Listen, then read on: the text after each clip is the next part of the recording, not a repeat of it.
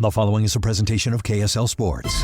First and 12. A total roundup of BYU and Utah football and the expanded Big 12 Conference. Subscribe to the First and 12 podcast. Your hosts are Mitch Harper and Alex Kirry on KSL News Radio. All right, everybody, welcome on in. It's another edition of First and 12 right here on KSL News Radio. Alex Kirry, Mitch Harper, thanks for being with us. I'm at our Salt Lake studios this week, and it's lonely because Mitch is in Kansas City, enjoying what I would assume is Kansas City barbecue. Did they feed you at the Big 12 basketball media days, Mitch? They did. They fed us. It was not Kansas City barbecue quality, but I still got to work that in. It was media quality. And then they just like roll out at the thing. I get it. Yeah, look, just be grateful that it was free. That's what they're telling you guys. And then and then you have to move on from there and just give thumbs up. Mitch is going to be on his way to Iowa State and BYU matching up this weekend in Ames. We've got tons to jump into, of course, and that is where we're going to kind of get the thing started off this hour, is arguing a little bit about where our Big 12 power rankings should be. So let's jump in right here with the power rankings. The Big 12 Power Rankings, a weekly rank of all 16 programs, from the elite to the bottom dwellers. I think we should start from the bottom this week, Alex, and work our way up. Perfect. To the top. What do you say? Absolutely. Okay, let's roll it out quick at the bottom. 16 and 15, we know the drill. Oklahoma State's in the cellar. No surprise. No conversation needed there. 15, West Virginia, they're a mess as well.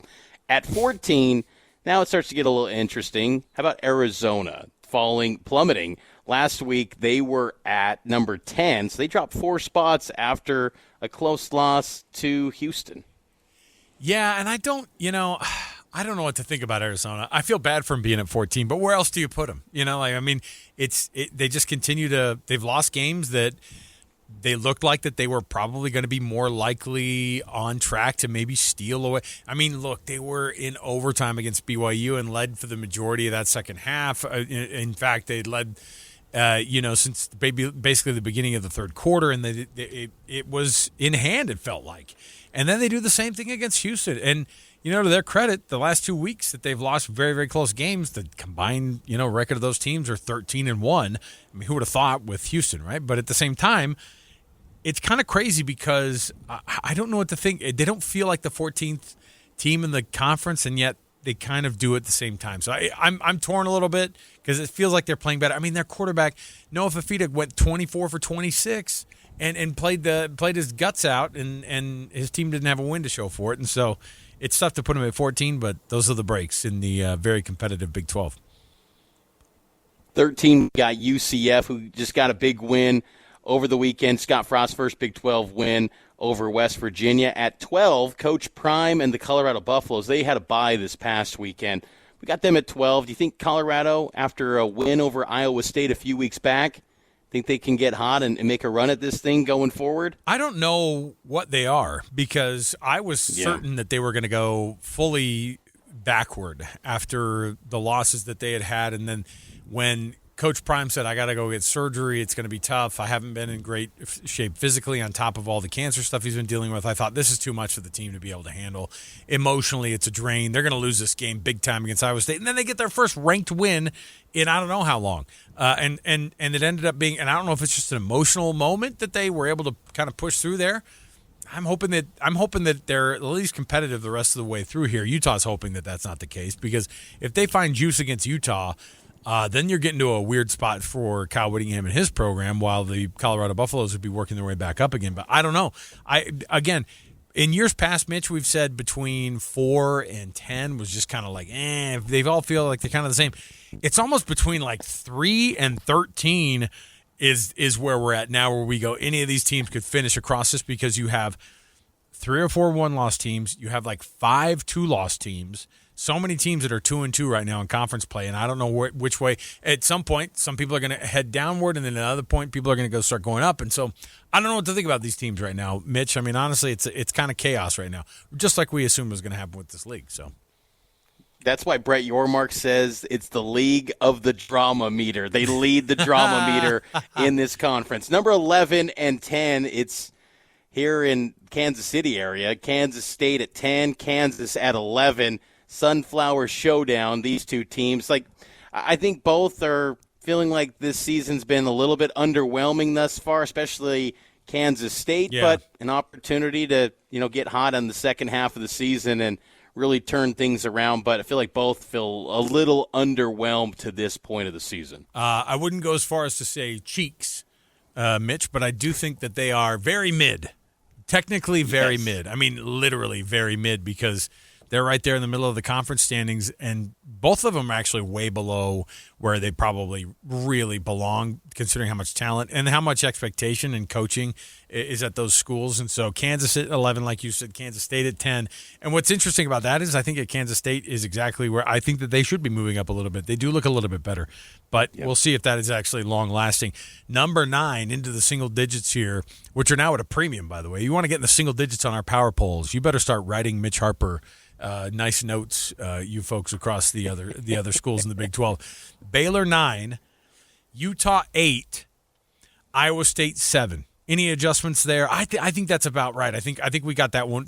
We got those 3 right there. Sometimes we'll say them out loud and I change my mind, but I like those where they're at right now, because Baylor, I mean, you had a matchup of the 2 best quarterbacks in the conference. I mean, from the numbers standpoint, right? Last week with Baylor and TCU, and to see Sawyer Robertson come up flat when he was the guy who was leading the country in every statistical category that matters with the quarterback side of things.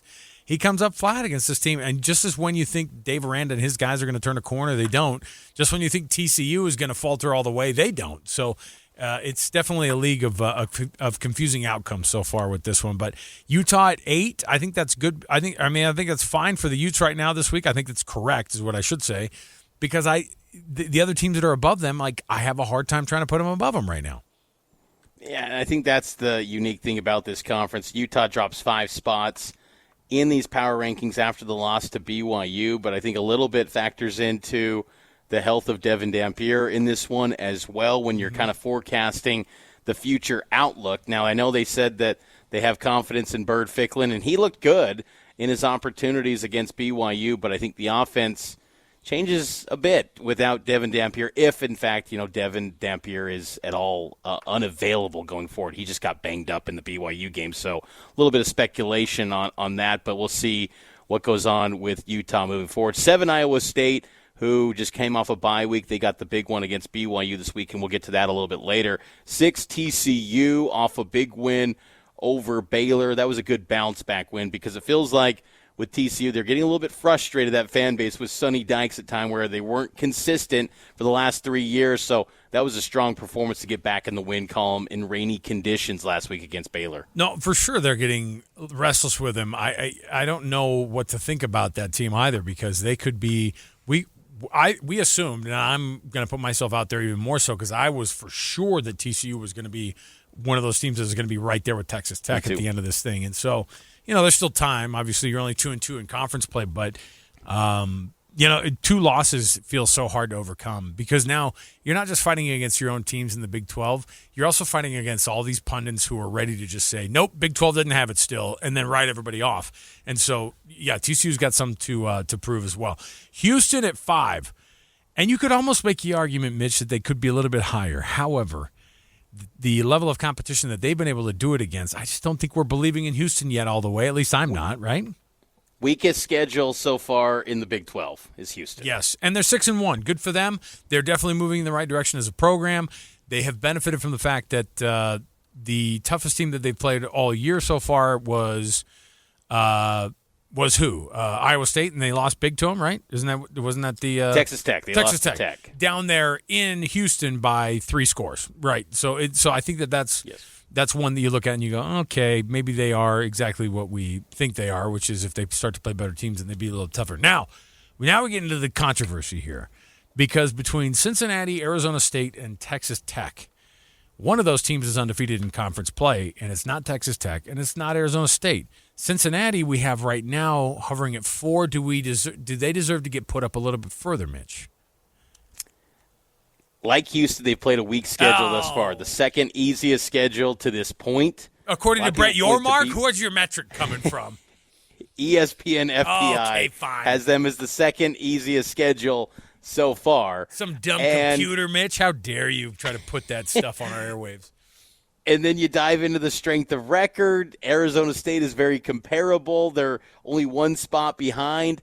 Like, I think Cincinnati is good. I think this league, like their top 4 teams, top 5 are really good. Yeah. That shows the depth of the conference. But I just think Cincinnati has played a light schedule to this point, and I'm kind of waiting and seeing a little bit still because the past few weeks they beat Oklahoma State and UCF, and against UCF they were outgained by the Knights, so kind of still holding a little bit on the Knights. Or Cincinnati, excuse me. Yes. Arizona State and Texas Tech, I mean, that was a heavyweight battle over the weekend, so we have them at 3 and at 2 respectively, Tech being at 2, Arizona State at 3, even though Arizona State won that head-to-head. Fewer losses on the year are Texas Tech. And then BYU, the only undefeated team.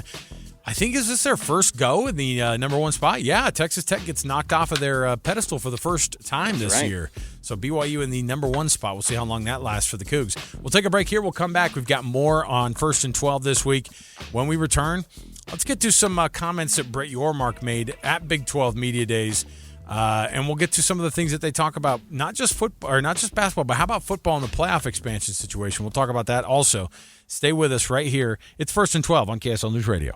Read all the stories about BYU sports no one else has heard. Go to KSLSports.com for exclusive columns by BYU insider Mitch Harper.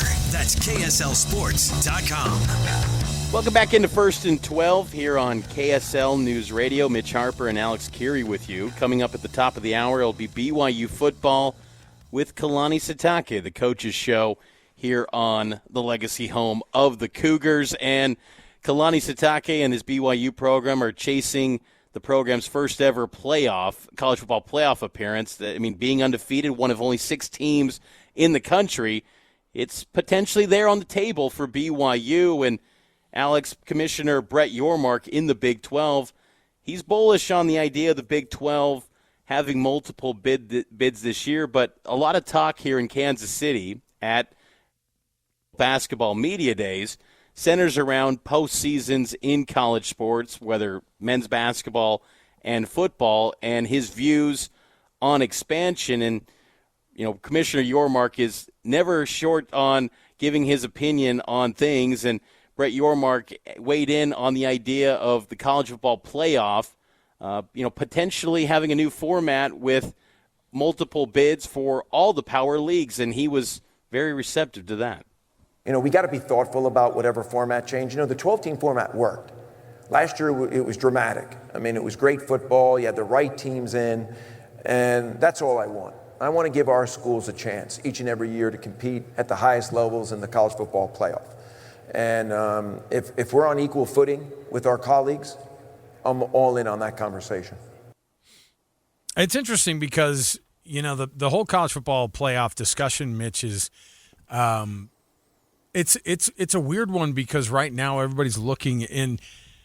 I know that TV money has a lot to do with all of this, basketball included, but it's weird because football is the one where it comes up the most, right? I mean, obviously these guys are going to want to carve out some money. Obviously, the players getting a piece of that pie now is now a more complicated piece of that also. But it just is a weird thing for me to be able to watch these conversations and just be centered around whether or not the TV stuff works. I'll be honest, that doesn't always work. You know what I mean? Like just saying, well, you just have to get as much stuff in here. You got to have the expansion. But I'll tell you, you do it to your detriment a little bit because your fans are the ones that matter the most. And for example, what's it called? The one that was, you know, the NFL's the king at all this stuff, right? The NFL is king on how to make money off of television rights and all those things. They have jammed games into everything. Okay, here's the thing. Those Thursday night games are terrible, all right? Can we agree? Mm-hmm. Having 2 Monday Night Football games last night, for example, like when the Mariners are in the ALCS in Game 7 and then the freaking Seahawks were also playing on a different station, like at some point the doubleheader Monday night games are also just shoehorning games in for the sake of saying everybody loves the NFL. The London games are garbage.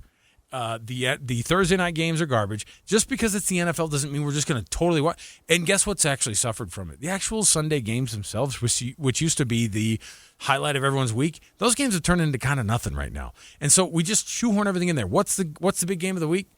It's the Sunday night games usually. Those are the ones that we really, really kind of plan for because that's the one in a window that's not being taken up by everything else. Just adding a bunch of teams for the sake of adding a bunch of teams isn't necessarily the way to do it. You got to do it thoughtfully. And if you're Brett Yormark, you got to put your elbows out and make sure that you're represented well. Because I'll tell you who doesn't care about you being represented. Tony Petitti from the Big Ten.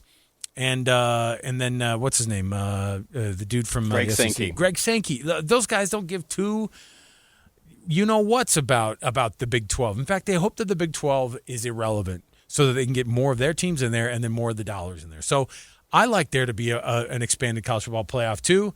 I wish that the people who had more say in it, it wasn't just the TV people and then the TV people asking the SEC and the Big Ten about their opinion on how to do it moving forward.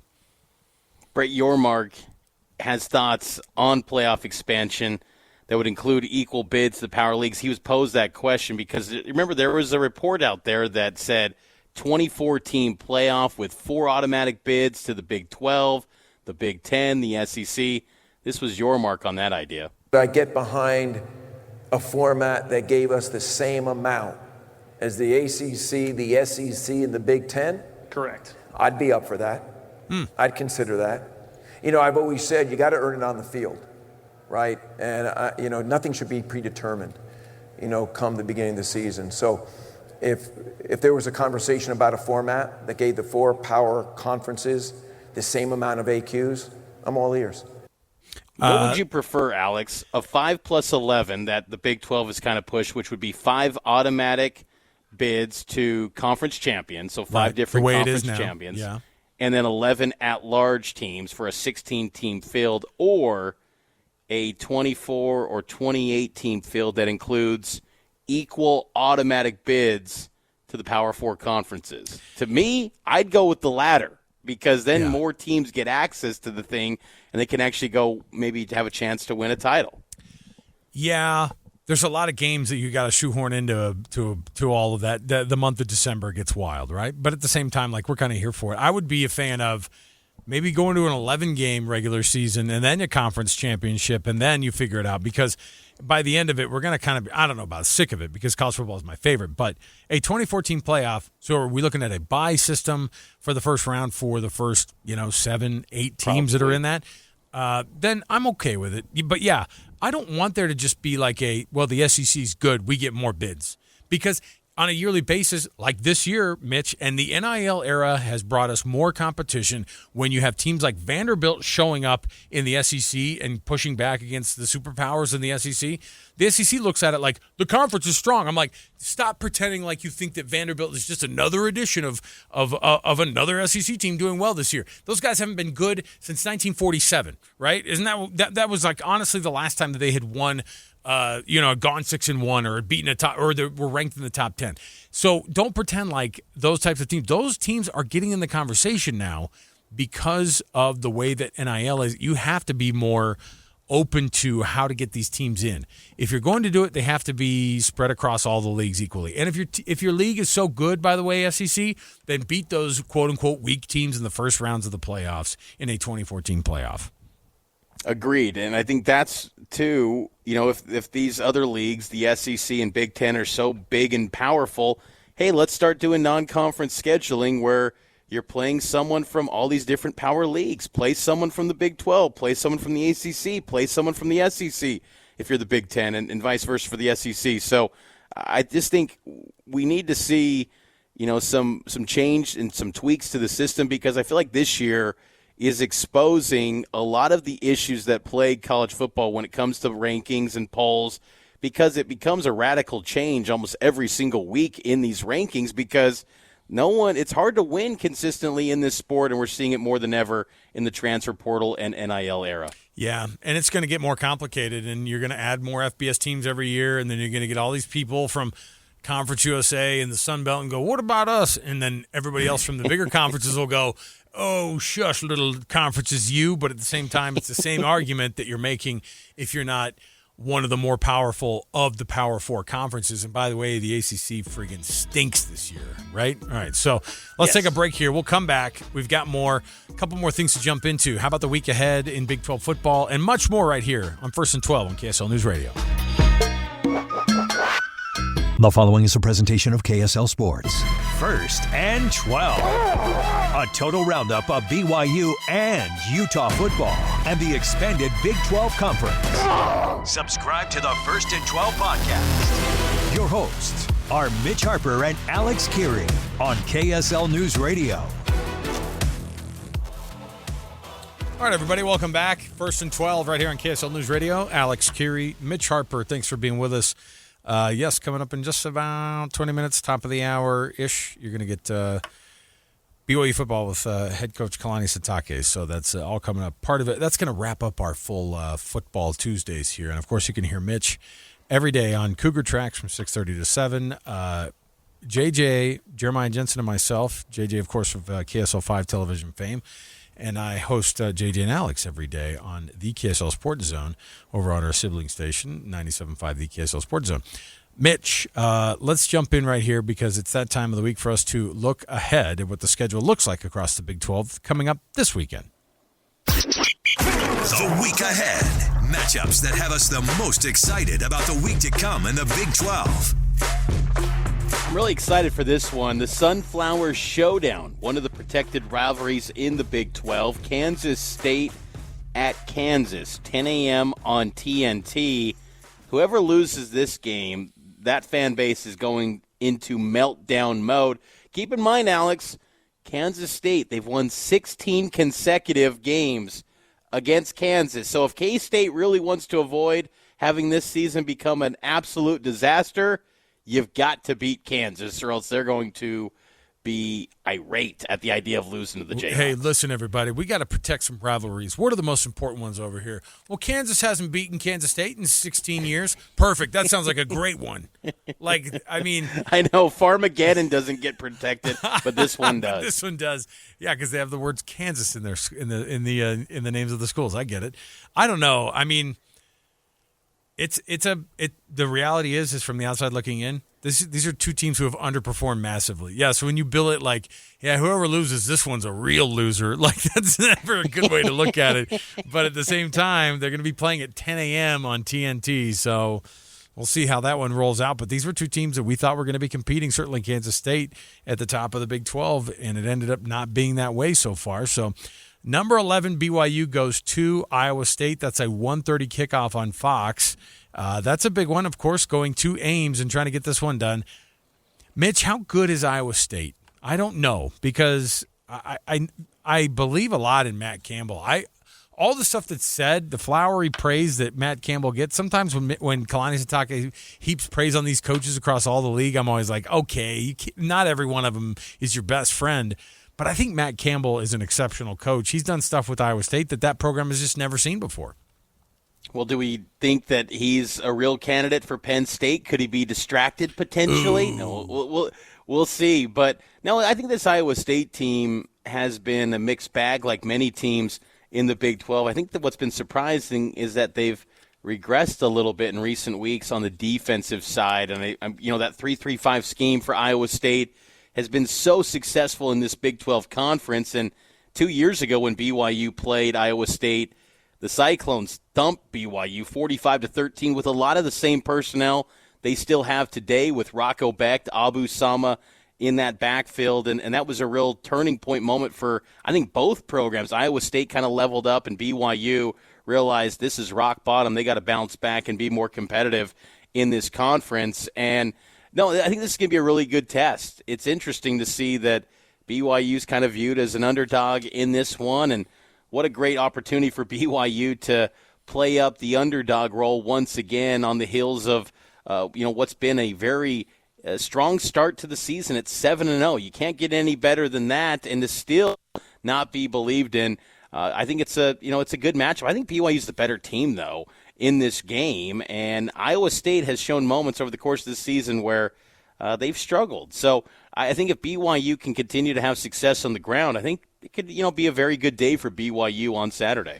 We'll see. That's one that, obviously the gauntlet of the road schedule for the rest of the way for BYU, going to Ames, going to Lubbock, going to Cincinnati. Now that looks like a tougher, out than you had initially thought. Is it's going to be a rough one. I mean, honestly, now between let's see here, they've got Iowa State, then they've got bye week, then they've got Texas Tech, and then they host TCU, and then on to Cincinnati, right? And then they lock things out hosting UCF at home.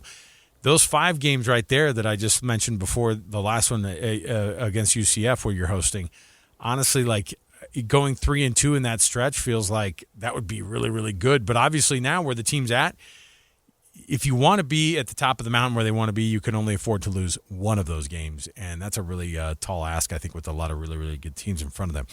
Oklahoma State goes to Texas Tech, speaking of. That's an easy out, I think, for Texas Tech, who are going to want to right the ship, and poor Oklahoma State is going to have to be at the end of the other end of Joey Maguire's ire, man. The bigger story, I think, in that one is going to be if anyone throws tortillas or not. That's going to be, to me, the story in that game, because Texas Tech should absolutely have a bounce-back opportunity against the Pokes. Baylor at number 21, Cincinnati, 2 p.m. on ESPN2.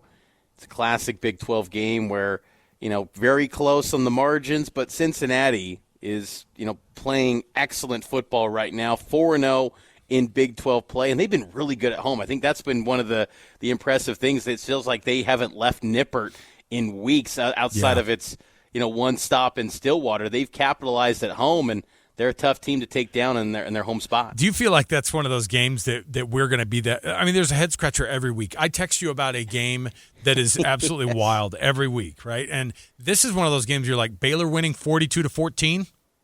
Yeah, I wouldn't be surprised at all, right?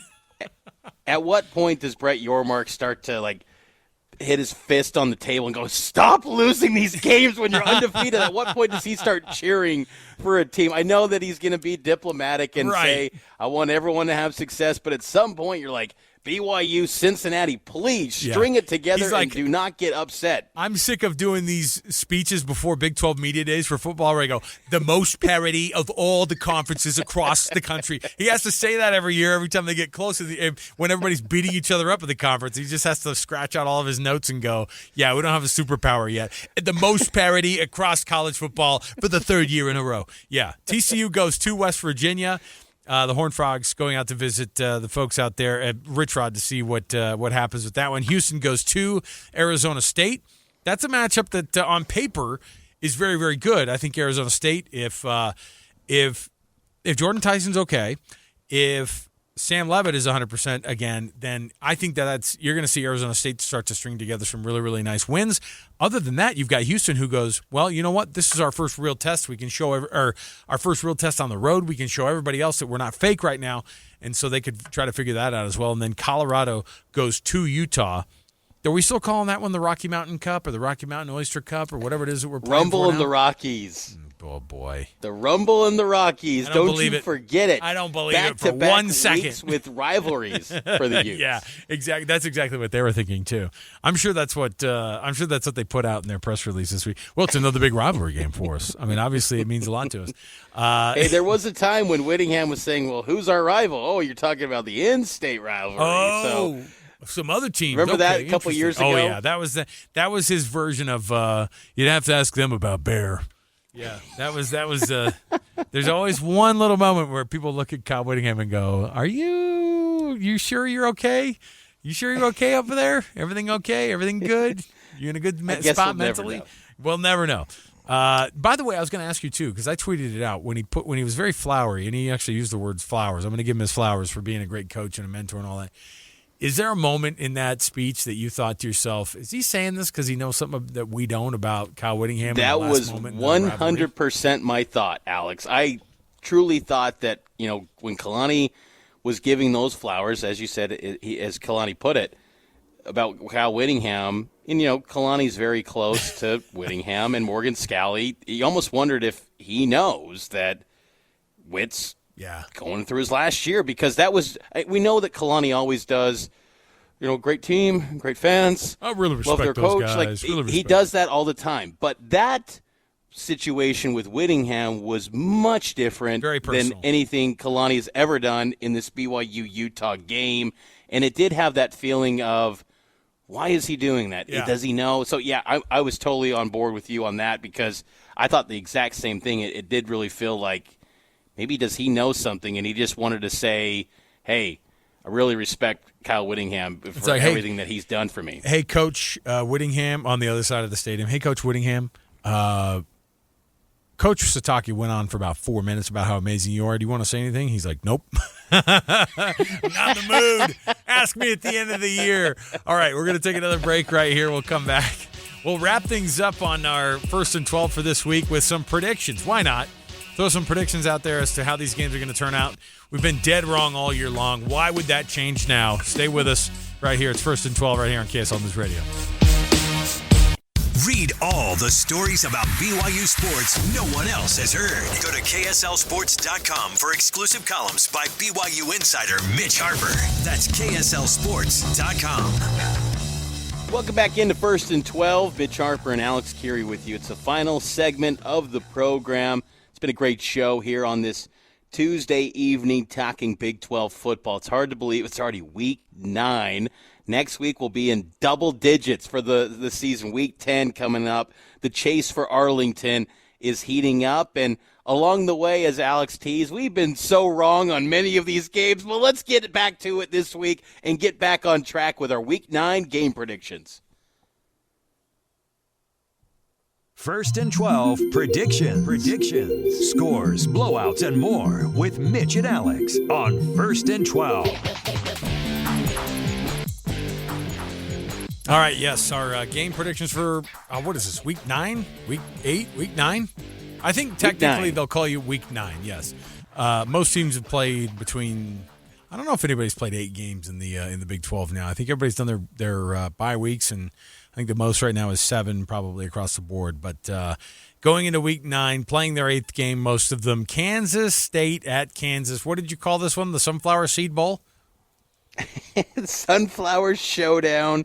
I'm going with K-State to get back on track and continue to get this quiet momentum that they're building. I think they get back to 500. They continue their win streak against Kansas because, death, taxes, and K-State beating Kansas, right? That's what K-State's going to do. So I got the Wildcats. Every man's a Wildcat this week. I agree that Kansas State's going to get the win also. But I think it's because the shroud of embarrassment over Lawrence because of Kansas lying about the pocket knife thrown at the game. It was never a pocket knife. It was a loogie from the bushes, like from Seinfeld, okay? It's not real. It was somebody else. Nice game, pretty boy. Thanks, Lance Leipold. Yeah, Kansas State, I think, wins. Kansas is still not to the level of football they should be, and people start to wonder, should Lance Leipold take that job at Wisconsin? The answer might be yes, sooner than you think. Oklahoma State goes to Texas Tech. Any way that Oklahoma State pulls something out of their hat on this one against the Red Raiders down there in Lubbock? Not a chance. I would be surprised if Texas Tech doesn't wins this thing by less than 40. That would be a shocker to me. FBS level Oklahoma State. Because you got to think, too, okay, this is a terrible opponent Texas Tech is facing, but we know how the pollsters work. Sometimes style points can get you that nice bump, and after a 7-spot dip, you got to hit those style points hard. If you're Joey McGuire, no tortillas allowed, but I think Texas Tech rolls with like a 45-plus point victory. I think it's going to be a ugly scene in Lubbock. Say, I liked your style when you beat that Oklahoma State team by 60. I'm going to move you up a couple more extra spots there. This says just like the generic Southern voter. Baylor goes to Cincinnati. Any way that Baylor finds some magic on here? This is not a given for Cincinnati. This is probably one of the better teams that they've played so far this year. I'm going with Baylor to pull the upset here. This would be a pretty big upset. I think this is the spot where I'm seeing some Big 12 craziness happen. Cincinnati's one of 2 lone unbeatens in the league, but I think Baylor ends that and gets a big road win, and we continue this swing back and forth of Is Dave Aranda going to get canned? Is there going to be a conversation to be had? And then it's going to swing back to, oh, he's completely secure and Baylor's back on track. I think they have that type of victory this weekend at Nippert. What about you? I'm going to say that Cincinnati continues to win. I think it's going to be close. It's going to be like a 24-20. No, I'm going to say it's like a 34-31 type game that Cincinnati still ekes out, because I think that they're still proving to other people. I think they really are legitimately good. I just don't think Baylor's quite there yet, and I think it's another week that they prove themselves. I think they're going to get upset in the weeks to come. I think right now they're riding some wave of momentum. I think they're getting there pretty well. So I think right now Cincinnati still stays on that winning train and, stays undefeated in Big 12 play, moves up in the polls, et cetera, et cetera. TCU goes to West Virginia. How about Rich Rod? Does he find some redemption somewhere in all the darkness that they've been through over the last few weeks? Nope. TCU rolls with a big win over the Mountaineers. Easy as that, right? I mean, I think that Josh Hoover throws for 450 and West Virginia loses. West Virginia takes the role of home FBS or FCS level opponent also this week. I think you're going to see TCU in the 50s. I think you're going to see West Virginia probably in the mid-teens in that type of a score as well. How about this one? Yeah. Tell me. Houston at Arizona State. This one's intriguing, Alex. What do you think of this matchup? A 6-1 team, 5-2, but both teams only have one loss in Big 12 play. Yeah, and I think that Arizona State's going to continue. Look, you think about just the experience that Arizona State has had over the last 2 years. Houston is getting a lot better. They are learning a lot of good things along the way. One of those things they're going to learn is that they still have a little bit of ways to go. Arizona State has been good for now 2 years, basically. And I think that continues. Houston is decent. They are not good yet. And I think that going to Arizona State knows that Houston's 6-1, and so they can kind of prove they'll get some like bonus style points for beating a Houston team that's 6-1. And that's been, I don't even know if Houston's been getting any votes on the fringe on the outside of the AP poll at all, but they certainly should be, because their only losses to Texas Tech. And other than that, I know they have a kind of a weak schedule, but we'll give guys boosts with weak schedules. I think Arizona State continues to win. I think Houston takes their first road loss of the year. I agree. I'm going to go with Arizona State. I've just been so impressed with ASU and just the toughness. I mean, their defense, too, is very physical at the line of scrimmage. They're good at stopping the run. That performance against Utah a couple weeks ago was clearly a blip on the radar. That performance against Texas Tech got me buying a lot of stock into ASU this week. Colorado at Utah, late night, Big 12 after dark. I think the Utes bounce back in this one. I think, honestly, this is going to be kind of like the Arizona State game 2 weeks ago where Utah rolls big. I don't think Colorado has a chance in this one. I'm going to go with the Utes. I would be all over that prediction, Mitch, except for I don't know who the quarterback's going to be. And yeah. I know that Utah says we have a lot of if Devin Dampier gets a start, even then, I wonder how healthy he is. You saw how banged up he was. And that's not just like, I hurt my ankle, I'm going to try to get right this weekend. This is re-injuring an ankle that was a problem for him that had him basically not be good at all in that game against Texas Tech. And frankly, he looked more hurt in that BYU game in the second half than he did the entire time during that Texas Tech game. If he's not moving around at all, and if he's not playing, and if it's Bird Ficklin, I actually would make it a kind of a coin toss, because I don't think that you can say you believe in Bird Ficklin all you want. That's a different beast when another team comes in and goes and they smell blood in the water. And Devin Dampier, by the way, I think it goes from Devin Dampier, and after that, it's a pretty far fall off from your QB1 to QB2 going to Bird Ficklin. That's not to diss on that guy. He's a freshman. He's got a lot to learn, and I don't think he's been proven with anything on any stage except for in practice. And if that's the case, if Devin Dampier gets a start, I even wonder. I think it's a coin toss, though, on the other one. Finally, BYU and Iowa State, real quick before we get out here, Mitch. BYU keeps the streak going. 8-0, Cougs get it done in Ames. I think so, too. We'll see if they can. I think it's going to be close. It's going to be a classic Iowa State, like 16-13 type of a game, and we'll see if BYU can pull it out. Mitch, have fun in Kansas City. We'll talk to you this weekend. For Mitch Harper, Alex Brown, our producer this week, I'm Alex Kirry. See you next time, everybody.